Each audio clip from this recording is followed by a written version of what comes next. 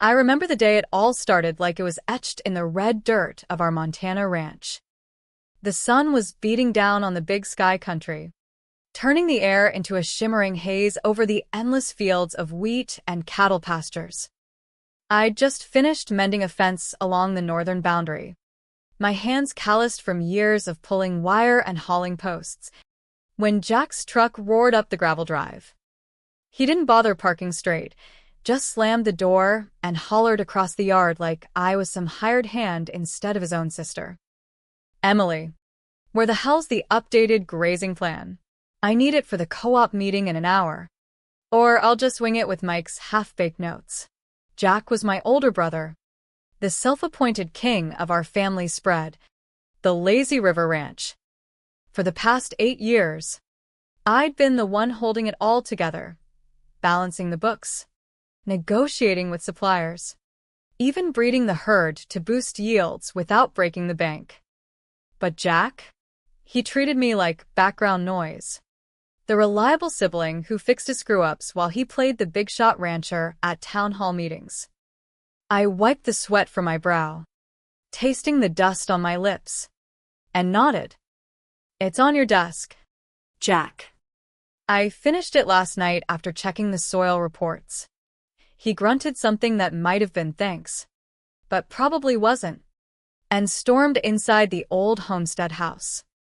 That was our routine, him demanding, me delivering, and vanishing into the shadows while he took the bows. The ranch had been in our family for 3 generations, passed down from Grandpa Harlan, who built it from nothing but grit and a few head of cattle. Dad left it to us equally in his will, me, Jack, and our younger brother Tom, but Jack acted like he owned the deed outright. He charmed the local AG co-op with tall tales of expansion, while I crunched the numbers to make sure we didn't go belly up. That afternoon, as I saddled up my horse, Rusty, for a ride to clear my head, I couldn't shake the knot in my gut. The co-op was voting on water rights, a big deal in these parched parts where droughts could wipe out a season's work. I'd spent weeks mapping out sustainable rotations, factoring in aquifer levels and federal regs from the Bureau of Land Management. It wasn't flashy, no one clapped for spreadsheets, but it kept us legal and afloat.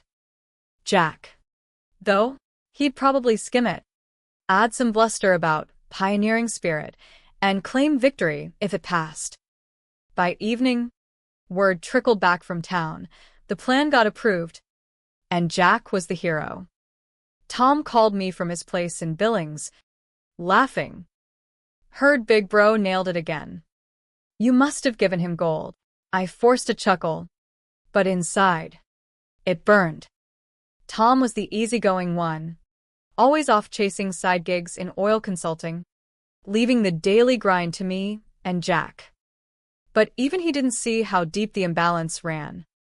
I was the glue, but invisible, the sister who made the magic happen without the wand. Weeks rolled into months, and the pattern held. One crisp fall morning, with frost crunching under my boots, Jack announced over breakfast that the ranch manager position was opening up. We'd been talking about hiring someone full-time to oversee operations, but deep down, I knew it was my shot. I'd earned it, pouring my soul into this land. I prepped my pitch, detailed logs of improved calving rates, cost savings from my crop rotations, even a proposal for ecotourism to diversify income without selling out to big AG Corps. The interview was in the barn. Hay bales for seats. Jack leaned against a post, arms crossed. Emily, you're solid. Reliable as the sunrise. But management needs presence, someone who commands respect at auctions, shakes hands with bankers. You're more the behind-the-scenes type. That's valuable. Don't get me wrong. His words landed like a gut punch, patronizing as hell. He patted my shoulder, actually patted it like I was a kid who'd lost a 4-H ribbon. Keep doing you. We need that. I nodded, swallowing the fire in my throat. Arguing would have branded me difficult, the kiss of death in our tight-knit ranching community where women like me were expected to support, not lead. That night, under the vast starry sky, I stared at the Big Dipper and felt small. But something shifted. I wasn't just hurt, I was done being erased. The next day, the co-op posted the shortlist for a regional advisory board, a plum spot influencing policy on everything from subsidies to land use. Jack's name was there, along with Mike, his drinking buddy from the feed store, and a few others. Me? Not even a mention, despite my water rights win. I overheard Jack boasting to Tom on the phone. Yeah, nailed that pitch. Team effort.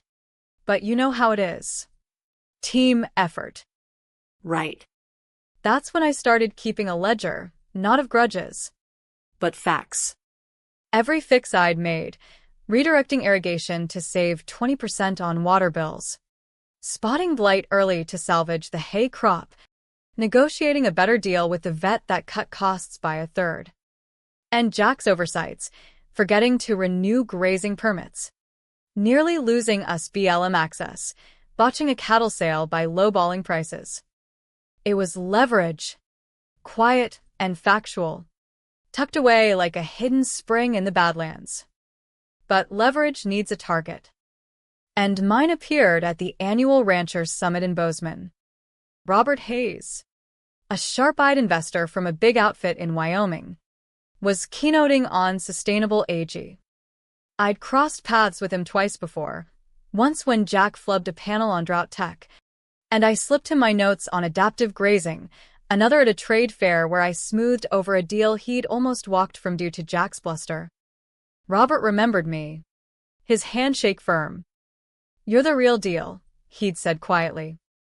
So, after Jack's latest triumph, a loan approval based on my financial projections, I made the call. My hands shook as I dialed from the tack room, the scent of leather grounding me. "Robert, it's Emily from Lazy River. I have a full operations overhaul. Jack presented a version today, but it's mine." Silence. "Then send it." I did. Stripped of flair. Just the bones. Yield models. Legal compliance checklists. Growth strategies compliant with USDA rules. He responded at dawn. "Meet me in Bozeman tomorrow. Let's talk." The drive to Bozeman was a blur of rolling hills and sagebrush, the kind of western landscape that makes you feel both infinite and insignificant. I gripped the wheel of my old Ford pickup, heart hammering like a stampede. Robert's office was in a modern building downtown, all glass and steel contrasting the rustic charm of the town. No frills inside, just a conference table with sandwiches and coffee. Practical as a branding iron. He didn't waste time. "This model of yours, rotating pastures with soil regen tech, it's not just smart, it's scalable. Contradicts what Jack's been pitching about sticking to old ways." I nodded, voice steady. "He's focused on short-term wins. This thinks long haul. Keeps us legal with environmental regs. Avoids fines from the EPA." Robert leaned back, eyes appraising. "Why not pitch it yourself?" I let out a dry laugh. "I'm the reliable one. No command presence." Apparently, he slid a folder over. "We're forming a co-op alliance for Western ranches, pooling resources for better deals on everything from feed to federal grants. Need someone to lead the ops side, mapping compliance, optimizing yields without overgrazing." My breath caught. "Me? You see patterns others miss. And you don't hog the credit." The offer was real, a role bridging multiple spreads, reporting to his firm, with a salary that'd let me breathe easy. We talked details over lunch, how it'd mesh with family ties, ensuring no conflicts under state AG laws. It felt humane, not cutthroat, a chance to build without burning bridges. But back home, the air crackled. Jack was in a tizzy, yelling about missing herd counts, Emily, fix this before the audit. I did. But my mind was miles away, plotting my pivot. Over the next weeks, I worked quietly with Robert's team via email, refining the alliance framework. It included fair labor practices, clear inheritance protocols to avoid family feuds, things I'd wished for at Lazy River. Tom noticed my distraction one evening as we fixed a windmill. Cease.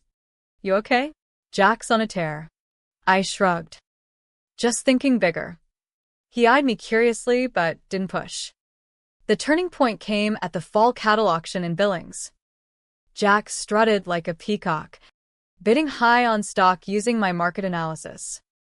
He landed a prime herd, crowing to the crowd. But Robert was there, pulling me aside. Your projections nailed the pricing. Join us officially? I hesitated, thinking of Dad's legacy. What about the ranch? It stays yours. This elevates it. That night, under a harvest moon, I confronted the truth. Staying small meant staying unseen. I accepted. Signing a clean contract, no poaching. All above board. Jack's first clue came via a co-op newsletter, my name listed as ops lead for the new Western Alliance.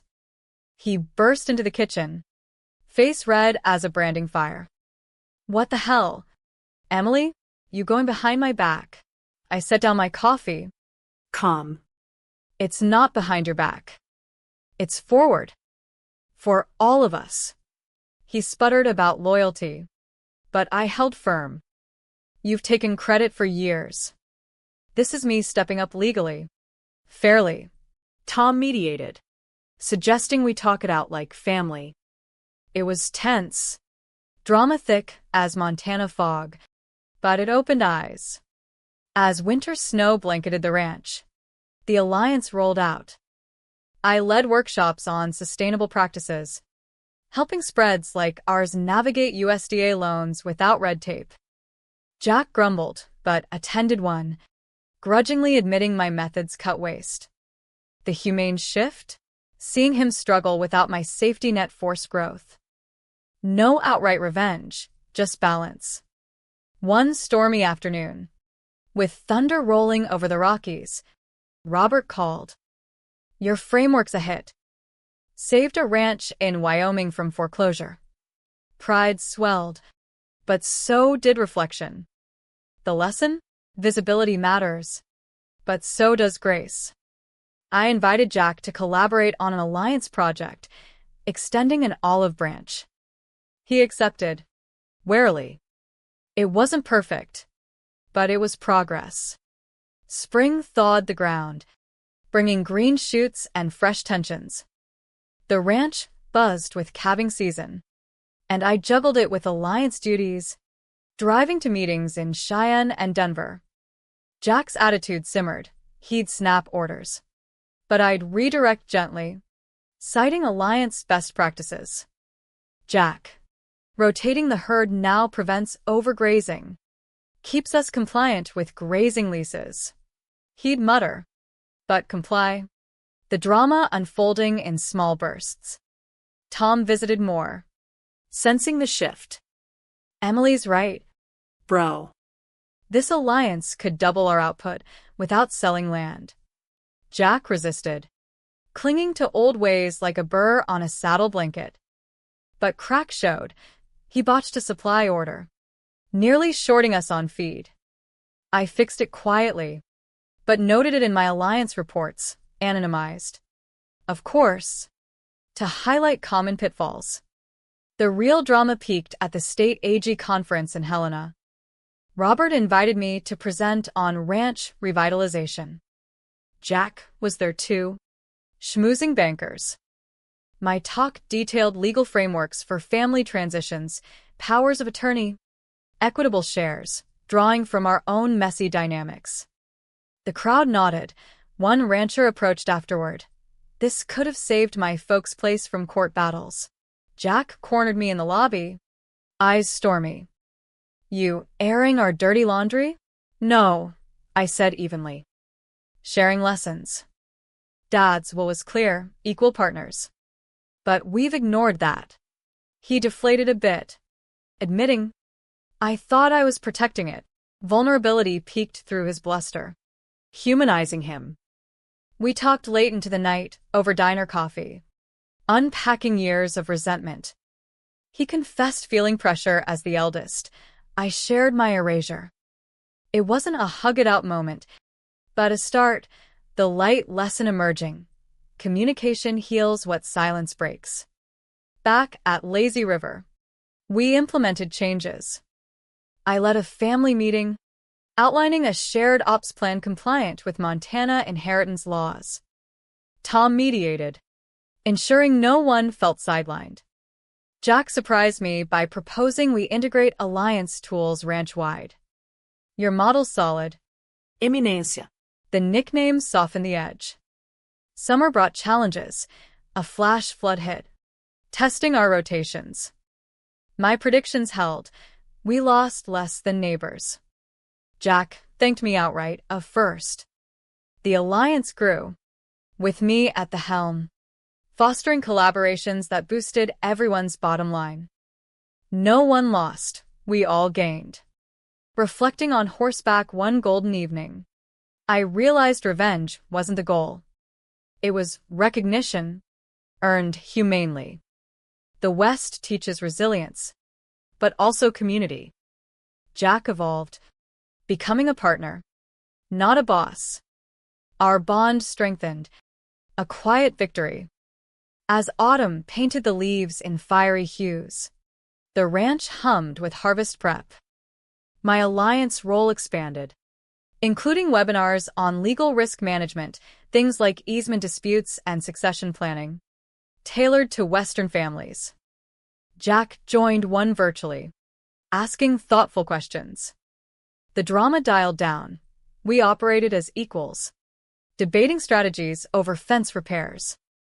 A crisis tested us. A neighboring spread sued over water diversion, claiming our rotations infringed. Jack panicked, but I pulled alliance resources. Experts reviewed our permits, confirming compliance. In court, a small claim set up in the county seat. My documentation shown. The judge ruled in our favor, praising the forward-thinking approach. Jack clapped my back post-hearing. Couldn't have done it without you. That win humanized our path. Instead of gloating, I reached out to the neighbor, offering alliance membership to prevent future spats. He accepted, turning rivalry to alliance. The lesson? Empathy turns enemies to allies. Tom moved back part-time, invigorated by the changes. Family dinners lost their tension. We shared laughs about past blunders. Jack admitted over beers one night, I undervalued you. Eminência. Thought leading meant solo. I nodded. And I stayed silent too long. We both learned. The Alliance hosted a summit in Jackson Hole, where I keynote on family dynamics in AG. Robert introduced me as the visionary who bridges tradition and innovation. Applause felt earned, not stolen. Jack attended, beaming, a far cry from his old ego. Winter circled back, snow insulating the land. We planned expansions legally, with clear contracts. No more oversights, transparency ruled. My journey from shadow to spotlight taught humility. True strength lifts others. The cycle renewed with another spring. The calves dotting the pastures like promises. The ranch thrived under our balanced leadership. Yields up 25%. Debts down. All while staying true to our roots. The Alliance now spanned 5 states. A network of support I'd architected. Jack and I co-led a workshop on sibling partnerships, sharing our story candidly. Attendees related, sparking dialogues. The drama of old felt distant, replaced by mutual respect. Tom joked, we're like a well-oiled machine now. One quiet evening, as the sun dipped behind the mountains, Jack and I sat on the porch. I'm sorry for the years I dimmed your light. Tears pricked my eyes. And I'm glad we found our way back. We hugged, rare, but real. The humane ending? Growth through understanding. The light lesson. In the vast West, no one's an island. Listening forges unbreakable bonds. I rode out at dawn, the land whispering approval. I'd claimed my place, not by toppling others, but by building together. That was the true revenge, a legacy of unity.